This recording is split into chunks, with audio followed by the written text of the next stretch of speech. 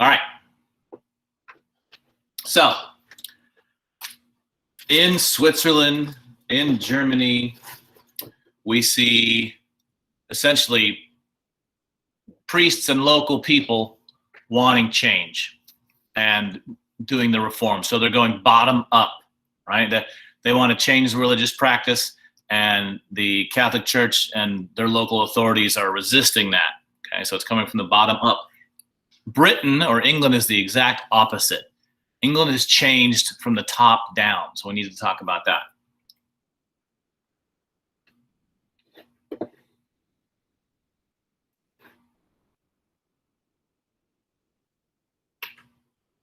Oh, well, now everybody's here. Okay, yeah, maybe it was me. All right, all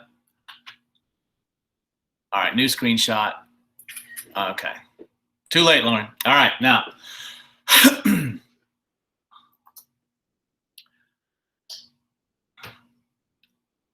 So there's been bottom-up calls for reform of the Catholic Church in England going all the way back to the 1300s. Can anybody not name Luke Hammis? Okay, check and make sure that your name is not Luke Hammis. All right, because he needs a break. Who was the leader? Who was the inspiration for this British reform movement? We talked about him when we talked about Huss. And he didn't get burned alive because he had powerful friends. Ah, good, Mitchell. John Wycliffe. Okay, so going all the way back to Wycliffe, and his followers would come to be called Lollards for a reason that escapes me right now. Yeah, I can't remember why. Well, later on, we're going to get another one of these northern humanists. All right, in this case, William Tyndale. And he goes to visit Luther, and he wants to do what Luther has done. So Luther has translated the New Testament into German. Tyndale is going to translate it into English. And now anybody, they're both translating it into what?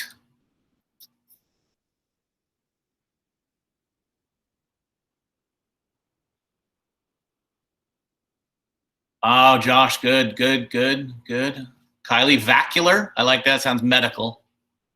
Okay. Yes, vernacular, right? So remember, for many of us, our vernacular, our spoken language is English. For many of us, it's Spanish. But when we take something out of Latin and put it into our common tongue, that's vernacular. And remember, Protestants need this because their sole focus for religious instruction is on the Bible, so they have to be able to read it. And when Protestantism breaks out on the continent, these Lollards emerge around Britain, thinking that this is the time to get more thoroughgoing reform. Right? Now, in historical irony, the Catholic Church in Britain is one of the healthiest wings of the Catholic Church at the time. Okay? The priests are educated. Right? There's good religious instruction, and there's no huge gap. There's not this sort of clerical royalty that we see throughout the Holy Roman Empire. The people like their priests, and their priests are part of the community.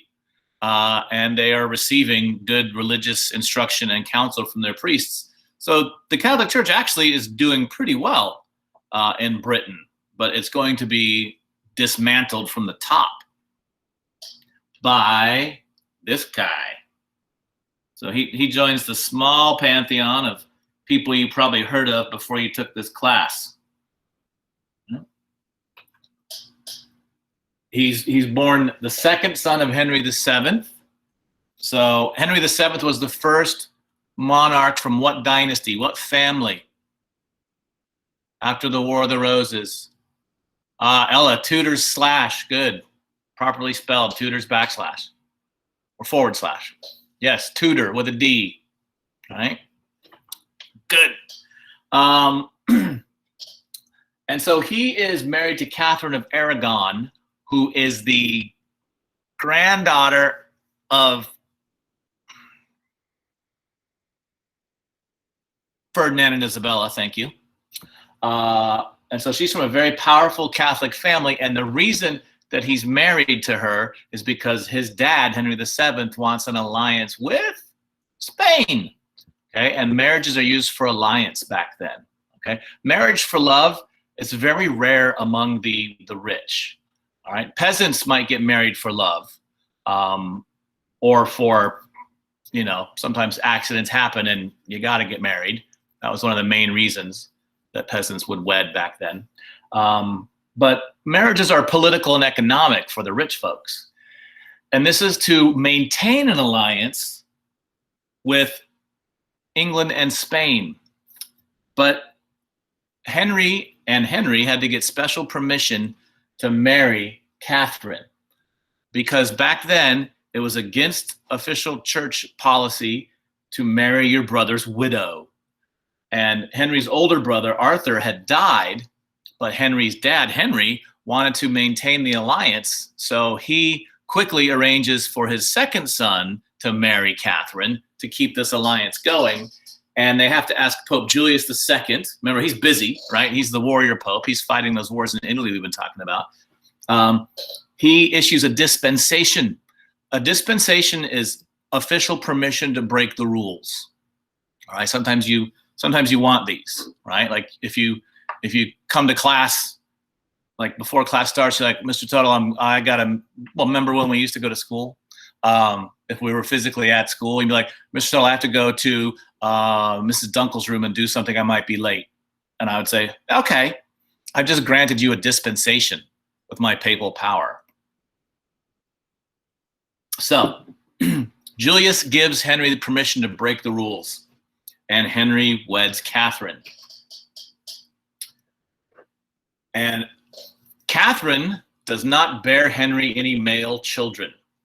Okay, now unlike France, you don't have to be a man to get to the throne of England, but it's much, much, much preferred. And so Catherine does not bear Henry any male children.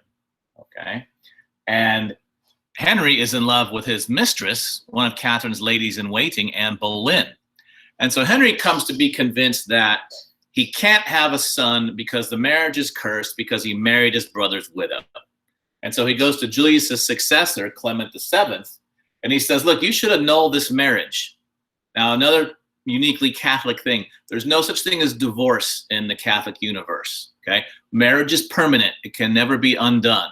The only thing that can happen is the marriage can be annulled, which essentially works a little magic and goes backwards in time and says the marriage never happened in the first place. So that's what annulment means. Okay, it's not you were married and you got divorced. It's that initially there was something wrong with it, and so God didn't recognize it, and so you never actually were married. And Henry wants one of these annulments from Clement. Okay? And he said, look, your predecessor should have never given me permission to break the rules in the first place. And that's why I want an annulment. However, Clement is in a different position. Okay, by this time, the Holy Roman Emperor Charles V has made his will known on northern Italy. He is occupying Rome, and he has the Pope under house arrest. And Catherine is his niece. Okay, does this get soap opera enough for you? Right? And he says, no way are you going to leave my niece, you know, a single mom. And so Clement says, no, I'm not going to issue the annulment. And then Henry is going to have to figure out how to respond.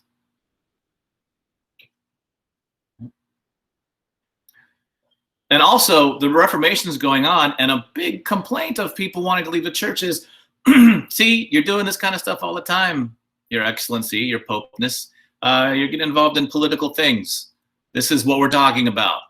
And so the image of the papacy is already tarnished, and he's trying to preserve it, and he doesn't want to have harsher confinement from Charles V. So he says no to the annulment.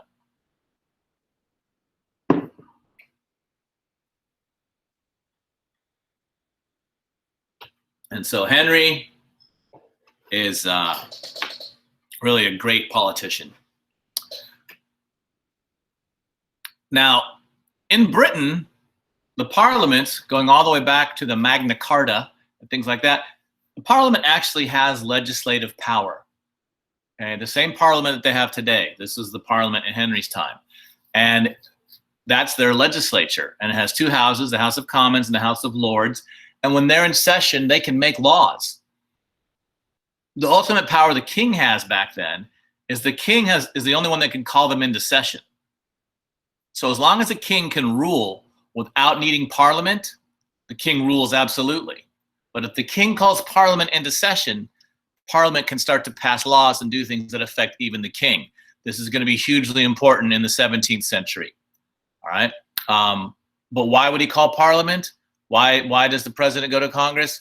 For money. They need money. But in this case, Henry calls the parliament into session to take England out of the Catholic Church. And he's going to do this by making the rich lords of parliament his partners in this new venture that they're going to call the Church of England. All right. And so they passed 3 laws. All right. First is and again, he lays the trap, the groundwork beautifully. You got to respect that in this age of politicians not doing anything. He has Parliament issue the Act in Restraint of Appeals, which says essentially, if you're in England, you can't appeal to the Pope. The highest person you can appeal to is the king. Okay, so he's taking away any power of the clergy to appeal to Rome when he does the next stuff that he's going to do, right? Which is the act of submission of the clergy. Right? Essentially, this says, guess what, priests, bishops, deacons, you work for the king, and you cannot change any church practice without the king's permission. You don't work for the Pope anymore. Okay? And then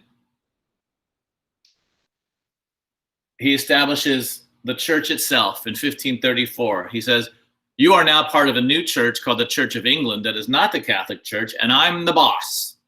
I'm in charge of the Church of England. And he gives them a choice, either play along or leave or be executed as a traitor. So you see what he did here. He legislatively took away their right to appeal to Rome.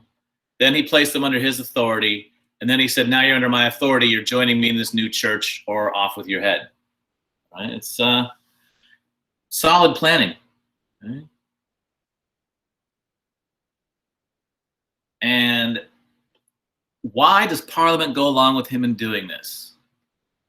It's usually about this.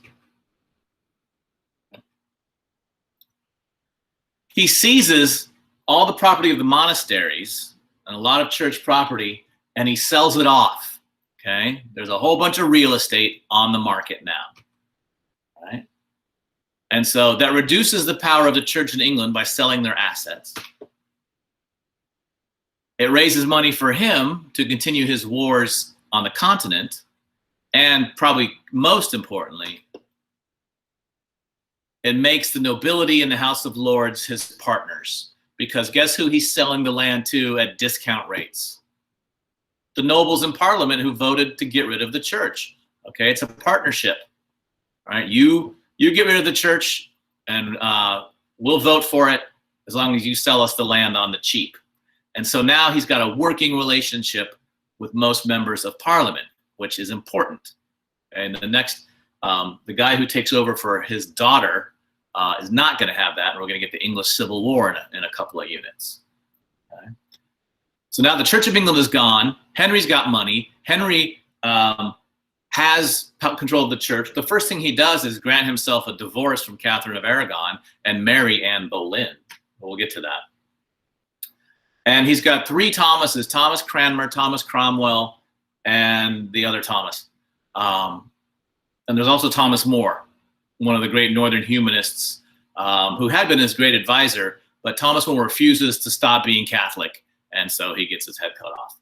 Which, on the positive side, he gets made a saint. He's Saint Thomas More now, so, I mean, there's some upside in it for him. And so Thomas Cromwell runs his bureaucracy, and essentially he's prepared the royal administration. When we're talking about these new monarchs, he's prepared for this big influx of money. All right, it's managed and efficiently, and it greatly increases Henry's power. Okay, so he's gaining a bunch of wealth, and he knows what to do with it. So let's talk briefly about the wives. All right. So he divorces Catherine, marries Anne Boleyn, and she has only one child, Elizabeth, who is not a boy. But she will grow up to be one of the most important monarchs in British history. But still, no boy for Henry. So Anne is accused of adultery, found guilty, and she gets her head chopped off. But it takes like 6 whacks with the axe. It doesn't go through cleanly. Yeah, I know, gross. That's why the French, Dr. Guillotine, is going to address this and make a machine that chops the heads off nice and clean. All right. Then he marries Jane Seymour, who was a lady-in-waiting of Anne Boleyn. You see how it's going here? He marries someone from the crew, from the posse. And she dies while giving birth to his only son, who will succeed him, Edward VI.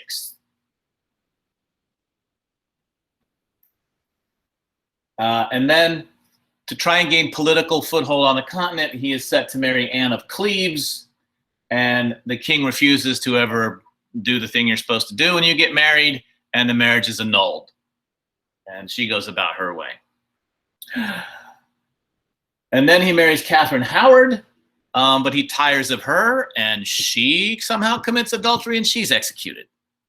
Which then, in his older age, he was a larger than life guy. If you've ever watched the series The Tudors, and don't, it's very naughty. But he had great appetites for booze and food and women and partying, and that catches up with you. And so, essentially, later in his life, when he's much less healthy, he marries Catherine Parr, and basically she's supposed to take care of his children, all of whom will be future kings and queens of England. All right. I didn't mention by Catherine, the one daughter, Mary I. She's going to become queen after Edward is king, and so Catherine Parr marries him and essentially raises what's going to be the next generation of English monarchs. Now, a lot of people say, oh, Henry VIII, yeah, he's the guy that killed all his wives. No, he only killed 2 of them. All right, so be fair. Don't slander him. All right, 2 out of 6. You got a 2/3 chance of surviving being married to Henry VIII. Okay, so that hopefully you see how that's different. The church was not in critically bad shape in Britain, but because of politics, Henry crushes it, and he's going to create the Church of England, which is exactly like Catholicism, but without the Pope. The only difference is no Pope, and the masses now are in vernacular. Okay, and so you're going to get now Protestants, the Lollards and their ilk, who are going to say, hey, this is just Catholicism with no Pope. We want real, homegrown, full-flavored Protestantism, and we're going to talk about them later on. Okay, so that's it for today. Remember, well, here, I'm going to stop the recording for posterity.